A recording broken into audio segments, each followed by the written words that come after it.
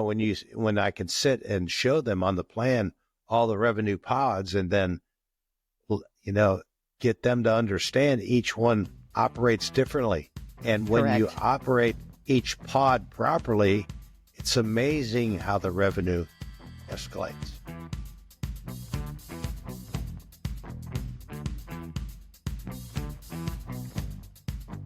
Welcome to Mastering Restaurant Revenue, turning restaurant dreams into significant profit. We're your host, Bruce Russo, 550-plus restaurant concepts designed and built, and a tower of national and regional awards. He's the GOAT of restaurant design and build for money-making operations.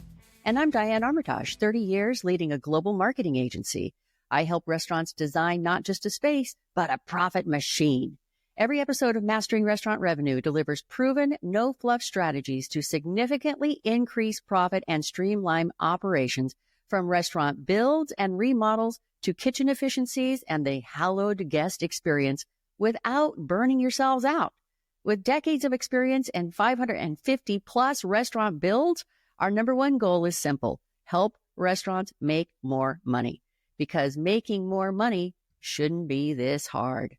Wouldn't you agree with that, Bruce? I agree. Got to design them to make money.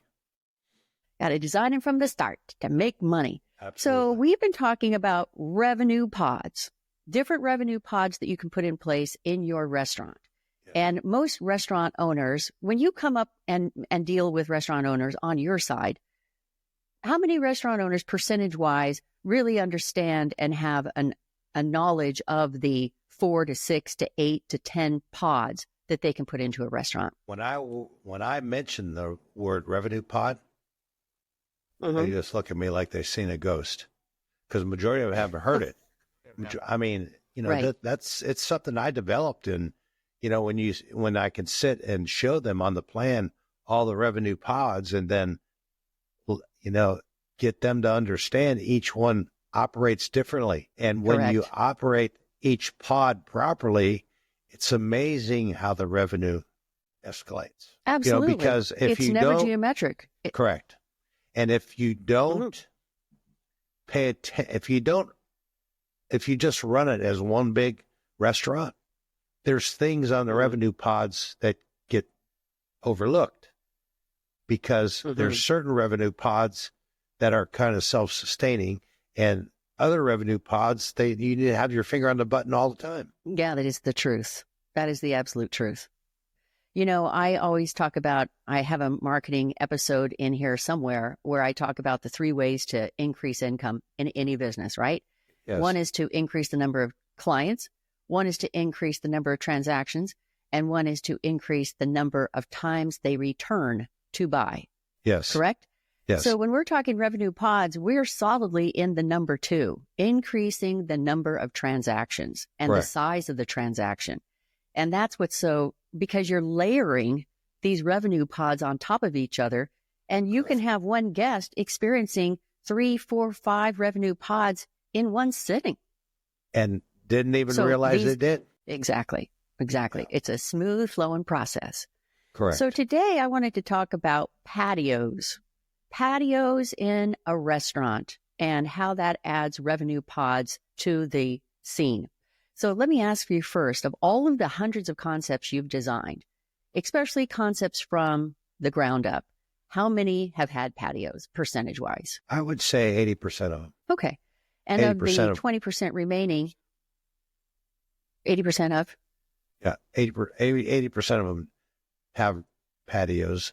20% that do not are an upscale, way upscale, that people aren't going to, they're not looking to dine on a patio eating a 2-star Michelin chef's meal. Yeah, that is true. That is true. And it's at 2 ends of the spectrum. That's the high end of the spectrum. The lower end of the spectrum is if it's just pick up and to go, kind of simple, casual. Well, I'll tell you, when we hit COVID, and I was working with all of the restaurants here in Laguna Beach, I mean, the restaurants that didn't have patios were really hurting from the very beginning. I mean, once we managed to get to the point where we could actually have people sitting on patios, there were restaurants in this town that didn't have patios, and they weren't the high end. No. And so they were really stuck. And then they had to apply for parklets that took parking spaces, in front of the restaurant. And then that took a build process, and it took weeks and weeks and weeks to get that put together. Meanwhile, the other people were doing quite well with their patios, extended patios into other people's parking lots, etc.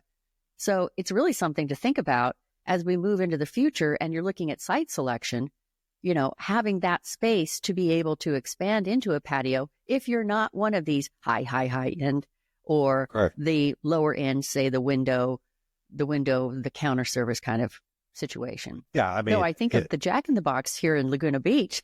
Yeah. It's got a huge patio. Yes. Yes. Yeah. And it works. But at any rate, yes, it works. Does. It does. They do have a prime space in this town of ours. I'll tell you that. I agree. Okay, so talking about patios and revenue pods, when you're designing patios, how do you recommend the size of the patio versus the square footage of the restaurant, or the tables on the patio versus how many tables you have in the restaurant? There's a formula that I use. There always is. I like to do 20-25% of the interior square footage for patio, because patios are special and they need to be maintained as special. So when you get too much of a good thing, it doesn't work. The worst thing you can have is a patio that's nothing but a sea of tables, because I agree. More. That's, that's kind of the rule in the restaurant business, and it doesn't work that way. Now, if you're on the PCH and you have a patio facing Crystal Cove, then I'm going to tell you, I'm going to design a smaller dining room and a huge patio. Because, well, look at what Javier's just did. Well, exactly. That's what I'm talking about. So, well, I mean, yeah, you would, or if it's city lights, or if you're, beautiful lighting across the skyline at night, or then that becomes a big focal point. But on average, 25% is probably the max. If you got room for like a L-shaped patio, I particularly don't care for that, because some of the people lose the energy. So probably the best thing that I've done design-wise is where the L comes around the corner, put a small cocktail bar there, because all the energy keeps walking towards that corner, and nobody feels like they're left out. Correct. You gotta. That is correct. I mean, the design has to. I mean, that's what design's all about. We want you to go where I've designed you to go. In a kind way. In a kind way. But the biggest part of revenue pods, honestly, they're generated basically automatically when you build a restaurant. You just have to focus your energy on the pods and who's going to run them. But the most important part is the training of staff, especially the hostess, understanding what revenue pods are the most important of the restaurant. So the hostess is probably one of the most important people in the restaurant. Yes, we've talked about this. That's the first thing they see. And it plays a big role in your success of your revenue pods. Absolutely. And, I find that when I'm working in operations for front of house, a lot of times I will designate an assistant manager or a lead server to be in charge of the patio, to make sure that the patio continues to run properly. Because in many cases, and especially on busy nights, you'll have your manager, your GM inside the restaurant running around doing all of that stuff. And there's this assumption that because people are on the patio, they're going to want to stay and hang out and enjoy the view and do all of that kind of thing. But that doesn't mean that their service needs to falter. Suffer. And in many cases, it does. Yes. It tends to be sort of like this second thought. And unless a patio is built like a rooftop where it becomes the primary thing that everybody is serving.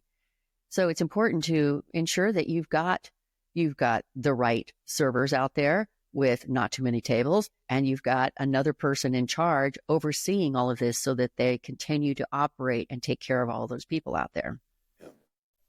And but going back to the build, but go ahead. Well, the levels of patio, a patio with tables and umbrellas is one patio. A table with a retractable awning is another patio. A patio that has a fixed roof built into the building, that's a whole different patio. That's really a dining room that's outside. Correct. So to speak. So what do you recommend for places like Houston when it gets so hot in the summer? The humidity and the heat. For Houston, I would, with the weather there, I would design the patio connected to the building. And then I use mini split cassette units that fit in the ceiling. And, just up the tonnage. And then the retractable windows that I use, there's all kind of retractable things out there. There's roll-up shades, all kind of things. But there's windows that I've used that fold onto themselves and they stack on the top of the window. Right, I've seen that. It's one of the most clever things that's ever come to the business. And it's clean, they're stacked out of the way, and they're there forever. And you had mentioned the cassettes. For some people who don't understand what you're talking about as far as heat and air conditioning goes, can you go into the details of the cassette? Cassette unit is a mini split system. It's typically a heat pump, so it has heat and air conditioning in it. And what it looks like a larger grill that you would see in a commercial ceiling of the square with the louvers on it. Okay, but inside that you see in the ceiling, there's about a 14-inch box, and the entire air conditioning unit is in there. And it has the center is the return air of the unit, and the sides have the vents that blow the air out. Correct. And they're pretty economical. I mean, the capital cost per ton is a little more than a regular unit, but I typically don't like to use a regular unit on patios because you have more. The dining room has to be controlled differently from the patio, and it's been my experience that these split system cassettes, they're the best you can possibly do because you have total control of the patio. And how does that compare to, like in Vegas, they use those spritzers in the heat, the hot, dry heat. They tend to use a lot of spritzers, which people think are kind of endearing, but you don't recognize that as a patron that 80% of that evaporates before it even gets near you in the first place. So when do you use spritzers versus the cassettes? I've never done a restaurant with spray. Or do you? Never. Okay. I've never done a restaurant with a spray system. It's always controlled either by cassette units. If it's outside patio, I leave it totally up to the owner if they want to put, it's something that we discuss as we're designing it, and we'll have MEP put the water source out there for the system and the electrical for the system that they can connect to. But I personally don't like it. A lot of women don't like it. Frizes their hair, ruins their makeup. And, in the restaurant business, if the right-hand seat, whoever's sitting in the right-hand seat of the car, typically the woman, if she's not happy, you're not going back. That's true. It's a golden rule. So tell me how, if you don't have the cassettes in the ceiling, which of course deliver heat as well, what do you do about heaters? And, you see all these different heaters that are in place and they're rolling them around and they're doing things with heaters. Some of them are up on, attached. So what do you prefer to use? I prefer to use a cassette unit. Yeah. There's nothing propane, there's nothing, but again, if it's a retractable roof and you don't have nothing to install the cassette unit, then there are units out there that'll do the heat, but you're kind of limited to what air conditioning is. It really depends on the climate. I don't think we've ever done a restaurant. I don't think we've ever done a restaurant like in Houston with gas heat, like radiant heat, like you would see on the West Coast. Yeah, that's interesting. Why? Well, it doesn't get that cold. And on the West Coast, the evenings can be 60 degrees with breeze with a wind chill to make it feel like it's 50, which that can get very uncomfortable if you're dining on a patio. Mm-hmm. Yeah, we were, I was at dinner with friends recently, and we have a great hotel in the canyon, just across from the ocean. And they have a beautiful restaurant and a beautiful patio, not a big patio, small patio. But the people who were with us had a service dog. And so you eat on the patio. And boy, was it cold. It was really cold. And I was ready for it. I was dressed for it, but it still was a cold experience out there. And because they didn't have any of they had like the, kind of the heaters that they move up to you and try to keep you warm. And then the top of your head is on fire, that kind of thing. But it really does take careful planning if you want it to be something that you're using in the evenings as well, or in the heat of the day. So, and important, because you're losing all of that revenue at, the colder times. I mean, you have shoulder seasons, and you have these seasons where it can be blistering hot and terribly cold, and you just can't use the patio. But you can create more revenue with these shoulder seasons by installing this kind of a system. So it does significantly more for your revenue. There's one restaurant that I did that has an uncovered patio. Mm-hmm. And I put the air conditioning and heat, the regular RTU, on the roof. And then I ran ductwork inside some columns that I designed. And then I put ductwork in the patio before we poured the concrete. And then I designed a connection plate on the bottom of the table, and the center leg of the table was actually the ductwork, and the outer edge of the table had little slots in it for the heat or air to come out. Well, that's thinking ahead. I mean, no, and it worked. It was a great thing to have. That's awesome.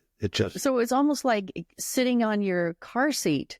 Correct. With is it more like the air coming up into your car seat? And I designed the air so it would blow lightly on your face, because if air's blowing on your face, the rest of your body's okay typically. And it keeps the bugs away. Yes, absolutely. It was a pretty neat neat setup. I just never expanded on the idea. Why not? Well, it's a lot of brain damage. I got the patent on it, so that's all that matters. Oh, that's very cool. That's very cool. Okay, so we were also talking about what to do about the birds, what to do about, because I was saying that, here, when our resorts deal with, we have these beautiful oceanfront resorts, and they have beautiful patios that face the oceanfront resort. But, actually, this reminds me of a story. Chef Craig Strong. Yes. And he was our Michelin chef, and he came in and created the fabulous studio at the Montage Resort. And he built that up to a 5-diamond, which was the only 5-diamond between San Diego and, I think, way up towards San Francisco. Yeah. And it was a beautiful high-level restaurant. So he was doing a kind of like a food review with me, because he had a new spring menu, had a new bar menu. That's what it was. It was a bar menu. So he had brought out all these food items, and they're beautiful. You know how he does all of his beautiful plating and everything, and he had these big planks that were like these super thin, amazing planks made out of rye or something that he had slaved over in the kitchen. And he brought them out to me. And as he and I were sitting at the table out at the patio, this giant seagull just came in, took the whole plank. Wow. Took off with it. And, you end up with these kinds of stories. I mean, I've seen seagulls take, bolt down boiled eggs, at a buffet on the patio. I mean, people will bring their plate out, and then they'll go get their coffee, and they come back and it's gone. So what do you do about birds on the patio? That's a tough call. I mean, the simplest solution is to hire hawks and falcons to keep them away. And this is what they do at the resort. Yeah. They finally hired these falconers who come in and just walk around with the hawks. I mean, they hardly even fly. No, all they have to do is see them. They just walk around. No, trust me. Right. That's all they have to do is see them. Yes. They're like the mafia. Yeah, exactly. They don't have to do anything. They just have to sit there. They just have to, exactly. Just show up. Yeah. And it is incredibly effective. Incredibly effective. It's very interesting. So, but at any rate, okay, getting back to the patio design. Now, I've seen seas of tables, right, that have no design whatsoever. They're just like patio tables with crappy chairs, and people put them out there, expect people to sit there. Some of them are those iron rung, the weave kind of things that are so miserable and hot. So what do you do about patio furniture? Well, I know it depends on the style of the restaurant.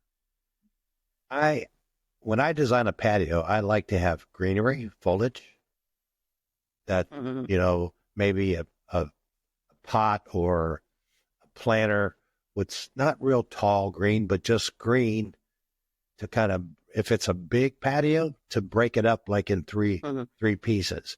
And, that's what we were talking about earlier. It's just a patio. Just go ahead and buy them $59 chairs. It's just a patio. Well, that's probably the worst thing you can do, because you have to have fabrics are colored. You have to have comfortable furniture. And you have to have sturdy chairs. It's the cost of doing business. That's your patio business. And it is a significant revenue pod. Yes. I mean, I'll tell you, I know the difference as, being in the right-hand seat of the car, going into a patio that has had some thought put into the furniture, the furnishings, and you just feel like you're in a magnificent experience. Correct. That's what you want to have. Banquets are, I do a lot of banquets and patios because a lot of time it's groups of people. And it's nice to have a banquet along one entire wall, or, split it up to where you can get 8 tops or 10 tops. When it comes to restaurants, that's kind of a clutch receiver for you to have those banquets out in the patio, because typically when you start getting more people at a table, the louder they get. This is true. So you put them in revenue pod 4, which is the patio, and they can make all the noise they want. Again, now it's up to the hostess to make the right decision. Right. That's very true. Now, when you had designed a restaurant here in Laguna Beach, because of historical limitations, you had to keep the front door where the front door was, and it wasn't even a big front door. You couldn't make it a bigger front door. Correct. And you had really wanted to create a front door experience through the patio, because the patio was this beautiful on the side of the restaurant, so to speak. With the waterfall and the hand-painted tile, and it was stunning. Yes. So what do you think about putting a patio on the front as part of the entrance into the restaurant versus, would you make it a priority design, or would you say, okay, well, this is what we can make it work? You would. It's either can be on the front or to the left or right of the front door. But typically, if I put it to the left or right, when you're walking towards the front door, you can see that energy on the patio. Okay, again, so when you get the hostess, you have that. The hostess needs to know that she needs to seat the people closest to the front door, so there's energy. You can have 20 people on the patio, but at the other end, you're not going to see them. You see what I'm saying? Correct. So it's kind of like the restaurant design comes with an instruction manual, and yes, it does. Yeah, it comes with an instruction manual. We're writing that right now. Yes, and. I did this because when the people come in, they do this typically. And, it all works like a big machine, and even as the manufacturing plant thing, that's what comes in the back door. This is what needs to happen. Here's the instruction book on what I designed. You got one way into the kitchen for all the dishes to go there, and you got one way out where all the food comes. Pretty straightforward. Correct. And let's talk about access to the patios or the rooftops for the servers, because I've been in many situations where the servers are going up and down and up and down and up and down and up and down the stairs. And I think that is a lot of work. It's a lot of work. Yes. And like in our rooftops that we have, the servers have to come out from the kitchen, around through the restaurant, up to the stairs, or they have expediters who are coming from the kitchen behind up the stairs, which is helpful. But if the patio is packed, they have to use both accesses to move around, or that's what the decision was. But when you look at that kind of a traffic pattern and the efficiencies, you've lost it all. You've lost it all with that. And you're also looking at how much time it takes to get the food to the rooftop or to the patio. And this is where you begin to design a different menu for the patio experience. Correct. Either design a different menu for the patio on the second floor, or you put just a small warming kitchen up there with a walk-in cooler to where here's the menu. We only got 6 things on the menu, and you prep those, all those downstairs in the kitchen, prep kitchen, and put them upstairs before service in a walk-in cooler. So it's basically a finishing Well, that's pretty smart. That's correct. So when you develop a finishing kitchen on a rooftop or a patio, what all goes into that finishing kitchen, equipment-wise? Typically an Alto sham. And an Alto sham is a piece of equipment that maintains the correct temperature for whatever you're putting in. I'll give you an example. You could put 10 prime ribs, full prime ribs in Alto sham before you leave at night, and press the button and put the probe in and come back the next day. If you put them in there to be medium rare, they're done at medium rare. And it holds it at medium rare the entire day. I'd do that. Right, so they don't continue to cook. Correct. I would do it's an amazing small machine. Convection oven and a little four-top burner. If there's any saute or anything that needs to happen, a little bit of refrigeration and a small walk-in cooler, not for storage, but someplace to park the racks that have been prepped. So they go in and out the walk-in. But the way it's set up is you take a sheet of prep and you put it in the refrigeration at your cook station. So it's you don't need a lot of equipment, and it doesn't need 10 feet, maybe a 10 by 10 square. And it's okay it's interesting for that. Because Go ahead.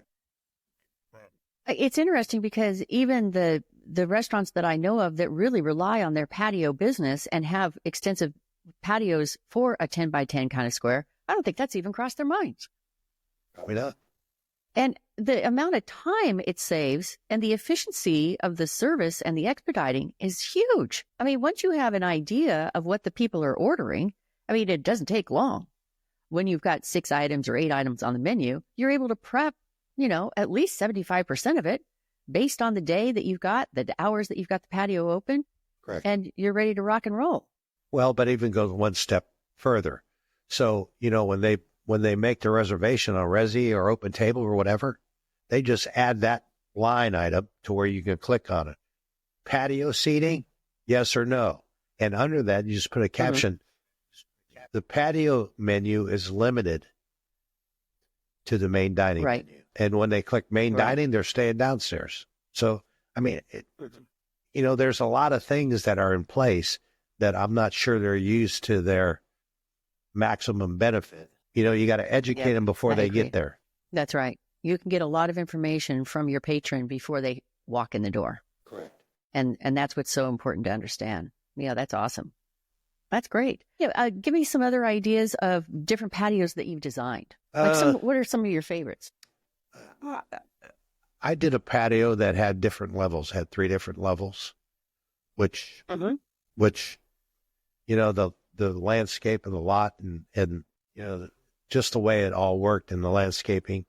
It was I think there was about 12 inches of drop in between the 3 levels. And wow. But I kept the ceiling the same. So at the lower level, the ceiling was much higher. And as you went up the steps, that side of the patio was a lot more cozy. It was really cozy because the ceiling was at 8 foot and, there was a lot of green foliage back in that corner. So, it was beautiful. And I think it was more of it was more of a tiered patio. Correct. Yep. So each level stepped down like amazing. 12 inches. Yeah. Oh, that's great. What city was that in? It was here in Dallas. It was here in Dallas. That's interesting.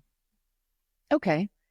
And then anything else that you'd like to add about, the expediting of food or anything that actually helps restaurants create a significant revenue pod out of these patios? We've covered a lot. if you, one of the things, and it's really up to the operator, but a small cocktail bar is always nice to have on a patio.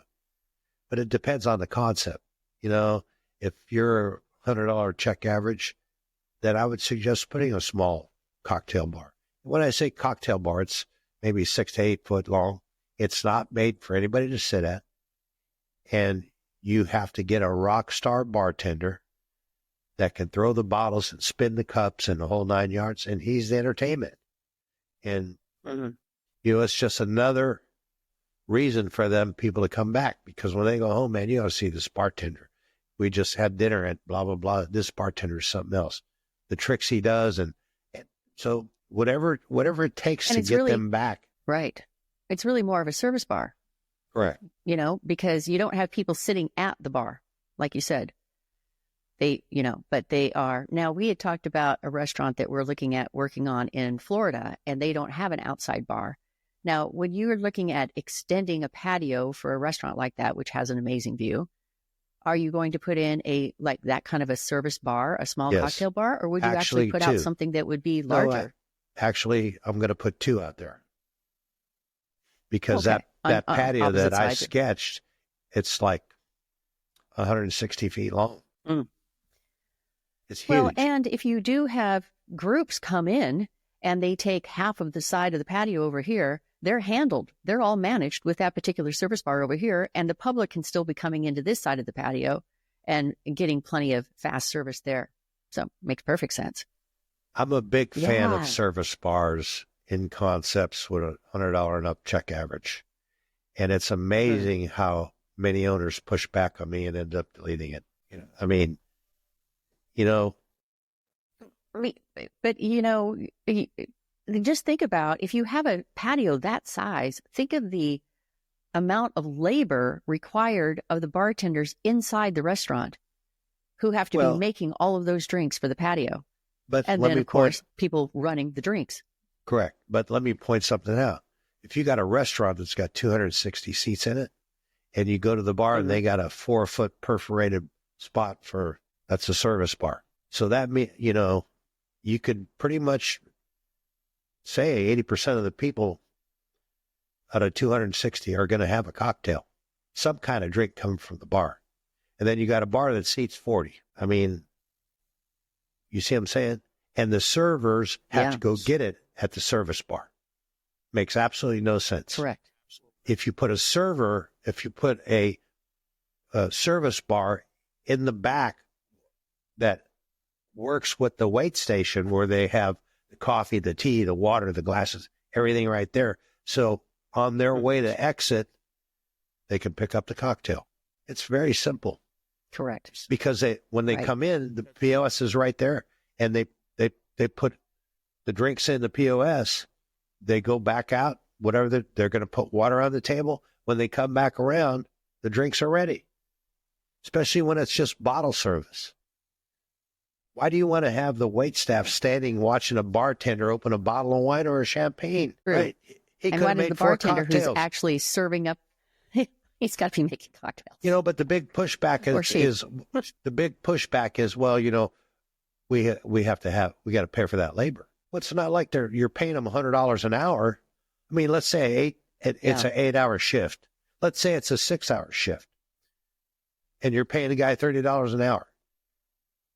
I would gladly pay $180 in labor to have my most profitable items on the menu in the restaurant. I would pay that $180 to watch him stand around, just for him to execute the highest profit product in my menu. Exactly. And how many cocktails do you have to sell to cover that labor cost?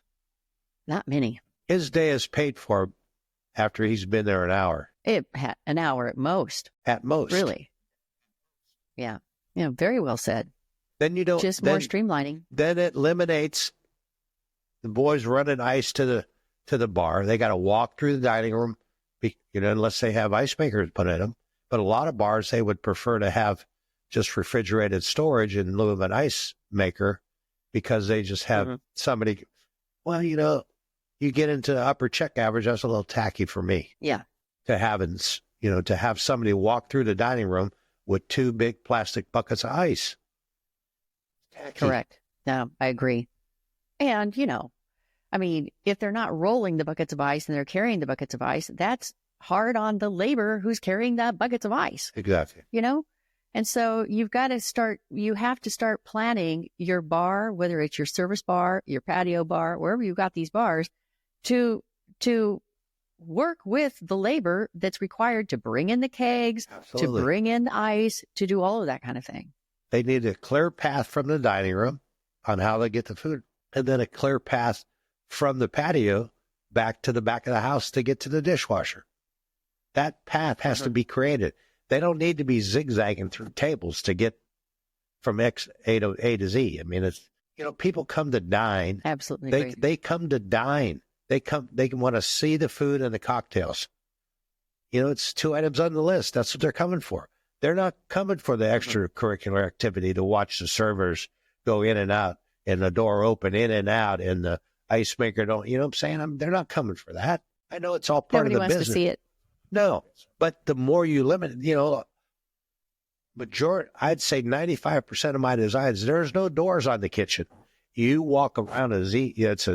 I create a Z to where Correct. You will never, I don't care where you dine in any restaurant that I design, you can't see the kitchen anywhere unless it's a open kitchen concept. Correct. And even then you've got prep in the back part of the kitchen. Correct. Right? And you don't want the diners in an open kitchen sitting to see what's going on in the prep in the back.